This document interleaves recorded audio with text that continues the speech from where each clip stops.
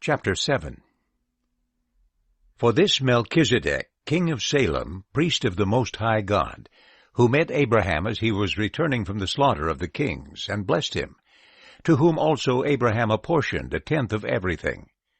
In the first place, his name is translated King of Righteousness, and then also King of Salem, that is, King of Peace, without father, without mother, without genealogy, having neither beginning of days nor end of life, but resembling the Son of God, he remains a priest for all time.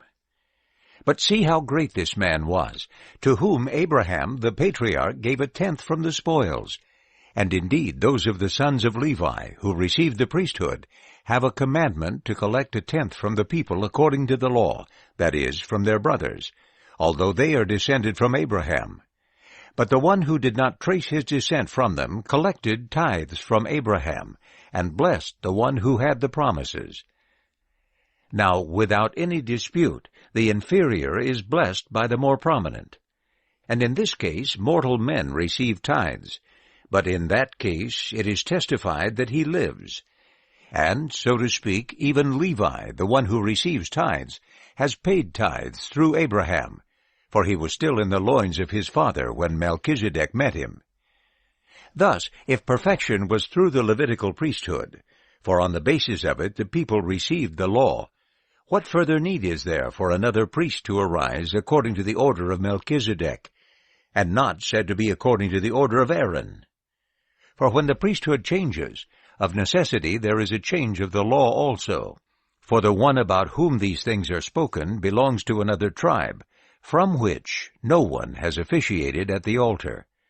For it is evident that our Lord is a descendant of Judah, a tribe with reference to which Moses said nothing concerning priests.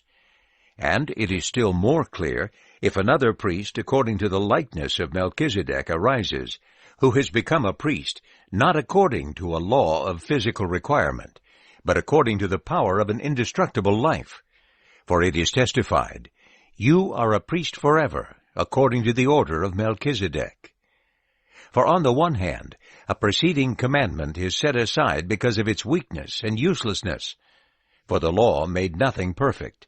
But on the other hand there is the introduction of a better hope through which we draw near to God, and by as much as this was not without an oath, for these on the one hand have become priests without an oath, but he with an oath by the one who said to him, "The Lord has sworn and will not change his mind, you are a priest forever." By so much more Jesus has become the guarantee of a better covenant. And indeed many have become priests because they were prevented by death from continuing in office. But he, because he continues forever, holds the priesthood permanently. Therefore also he is able to save completely those who draw near to God through him, because he always lives in order to intercede on their behalf. For a high priest such as this indeed is fitting for us, holy, innocent, undefiled, separated from sinners, and having become exalted above the heavens, who does not need every day, like the former high priests, to offer up sacrifices for his own sins, and then for the sins of the people, because he did this once for all, when he offered up himself. For the law appoints men as high priests who have weakness, but the statement of the oath, after the law, appoints a son who is made perfect forever.